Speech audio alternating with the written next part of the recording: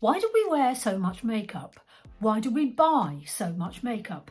I need your help. I'm trying to work out why we have all contributed to an industry which is worth over $700 billion globally. Are we being conned? Let's get into it. So makeup acts as a powerful psychological tool. It makes us all feel better. It also helps us keep up with the neighbours. And brands are getting wiser and wiser about this. So is that why we've had so many releases in the last, 3 or 4 weeks? We've had Dior, we've had Tom Ford, we've had Chanel. And that's just the luxury market, the drugstore market. We've had new collections from NYX, from ELF, Maybelline and L'Oreal. So are we trying to keep up with them, or are they trying to keep up with us? And what I want to get into today, and I need your help, is why do we do this? I'm going to put some makeup on, but I'm not really going to go through all the products, but I will leave the list in the description box below. I've just put in my NYX lenses because they inspire me to do different things with my makeup. So do join in, or grab a snack and sit back, and if you're interested, have a think about, why do we do this? There's obviously the confidence booster, and many of us kind of use our makeup to get ready for the day and face professional situations, or just make us happier when we're going about our day. When we apply makeup, it actually can make us feel a lot better, and it's sort of a nice emotional regulation, if you like. It calms us down and brings out our creativity. I can only speak about me because I don't know about you, but please leave a comment and let me know why you think you use makeup and what the benefits are for you. For me, I'm a rubbish artist, but I've always been interested in colours and how they all go together and experimentation, and it just gives me a thrill. I don't really believe that makeup changes my face. I am what I am, and nothing can really change that. But it does give me so much pleasure. Other people just like it as a creative outlet, and it does actually change how they feel about themselves, which is cool. It can also mask your insecurities, and it can hide blemishes, but other people can feel kind of insecure or naked without it. Apparently, people who wear makeup can come across as much more confident than other people. I mean, is that true, or is that an insecure person who just feels better with makeup? With brands cottoning on that we'll actually buy a lipstick that's worth £260. How it's escalated is actually really, really interesting. Some of us are actually quite dependent on having the right things and social pressure to buy the right things or have the right things in our makeup wardrobe. But I wonder if this constant pressure to buy the next big thing is more about whether we think that next lipstick is going to be it. It's going to be the thing that transforms me into what I want to be, whatever that might be. YouTube has had a huge influence in this whole thing.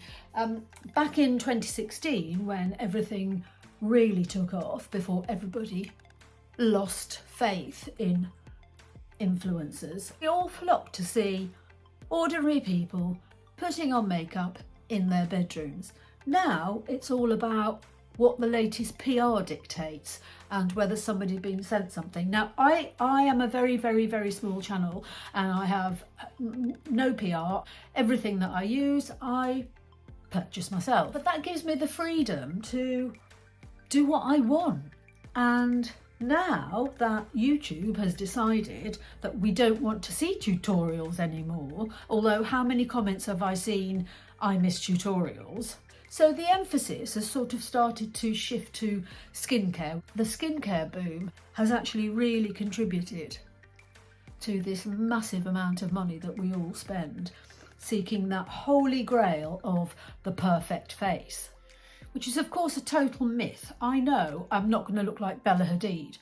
I know I'm not going to look like the latest celebrity who's fronting a brand campaign. But am I subconsciously falling for the hype? I mean, yeah, makeup is an immediate gratification tool. It's an immediate dopamine boost, and helps us all feel better, but does it? Really does it? Or does it kind of corner us into this deep dark pit that is us spending our money?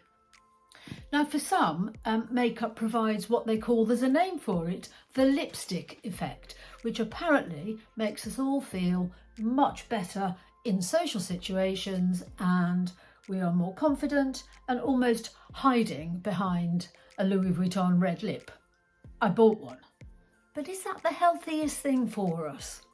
It's interesting that kind of country to country, when I lived in LA, nobody thought twice about somebody coming to the office wearing a full beat. But coming back to the UK, I found that people think they're slightly stupid and a bit of a kind of lightweight because you want to look nice or you want to feel nice, let's put it that way. So it's actually quite an interesting cultural dilemma. So it sort of depends on where you live, really, what people think about makeup. I haven't told any of my professional colleagues, I work in TV, that I've got a YouTube channel that's about makeup because I don't know how they're going to think about me. How weird is that?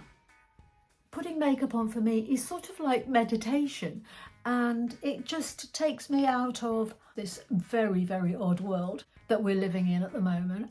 And in my mind, it doesn't make you a lightweight. It actually makes you someone who wants to escape for a minute or two. There are so many downsides to wearing makeup, you know, clogged pores, financial expense. For me, I think I'm sort of sensible. I can splurge, but I splurge only when I know something's going to work for me. It's very, very rare that I make a big mistake on a high-end product. I do gamble a little bit with drugstore products, but in general, because I'm not sponsored and I don't have like an endless supply of money, I actually am really, really careful. But I do think that some people are sucked into keeping up with the Joneses, is an expression that we have here. It's like keeping up with the neighbours. It's like they've got a nice car, I've got to get a nice car, otherwise I am completely less than.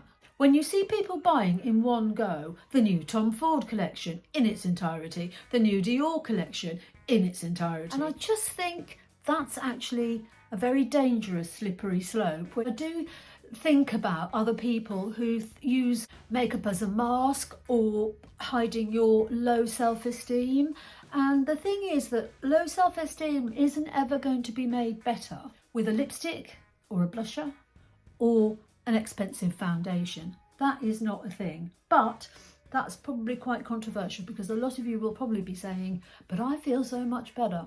Well, yes, I am all for that, but how deep does it go?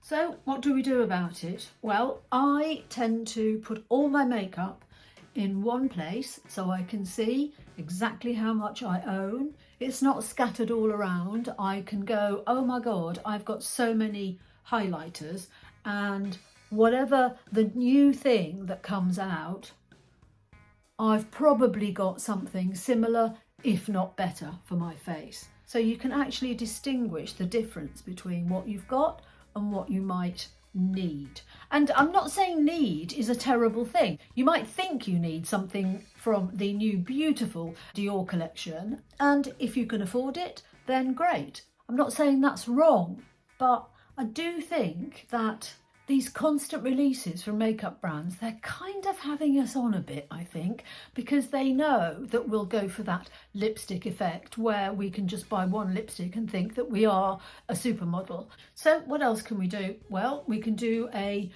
low buy, no buy.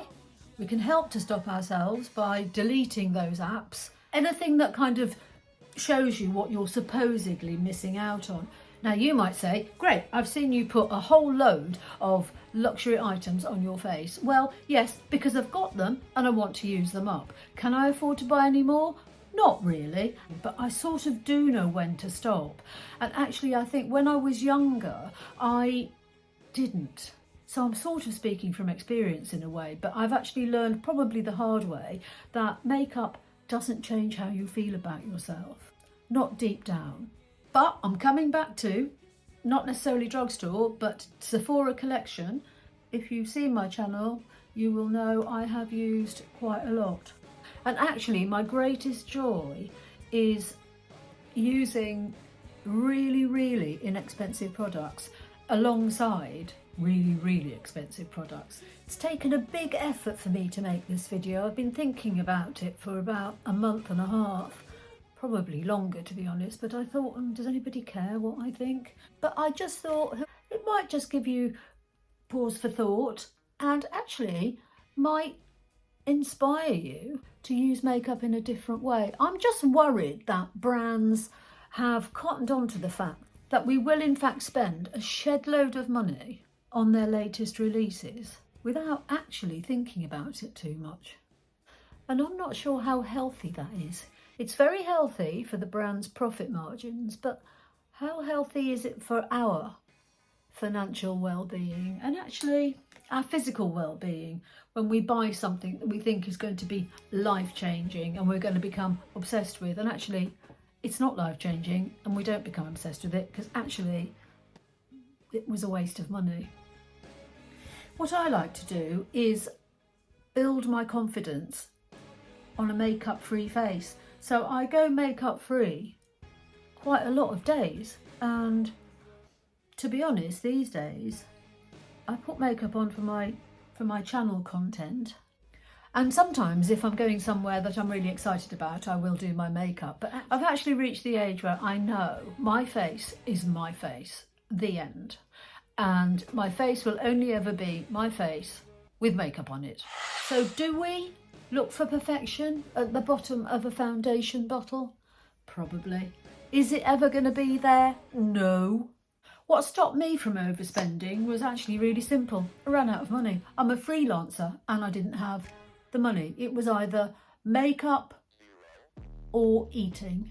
And actually, at that time, when I sort of cured myself, I had a dog, and actually the order of importance in my household was the dog, me eating, and makeup straight out the window. So I said I wasn't going to mention products, but everything that's on my eyes is drugstore or Sephora. That was the Sephora mini palette.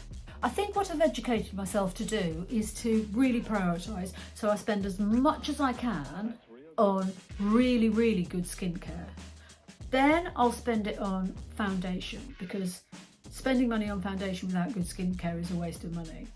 So I use my foundation and then I will use drugstore, and actually I've got a great drugstore foundation too. And then it makes it easier for me to spend money on what I think is important to spend money on. But nowadays I do actually believe there's much less difference between drugstore and high-end. I think with drugstore formulas are better and they've really caught up. Can you leave me a comment down below and tell me what your thoughts are on the makeup industry and what it kind of does to manipulate us maybe?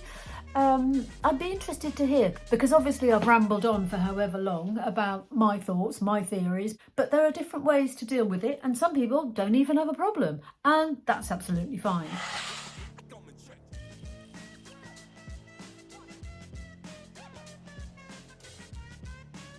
If you've stuck with me this long, thank you so much for watching. I really appreciate it. Please do hit the like if you've enjoyed it and subscribe. 80% of my viewers are not subscribed, and I have 155 subscribers and I love them all, although I've never met them. I love their comments, so please, more comments, and also hit the notification bell so that you don't miss anything, because I do upload quite regularly. But yeah, there's my makeup while ranting about makeup. See you soon.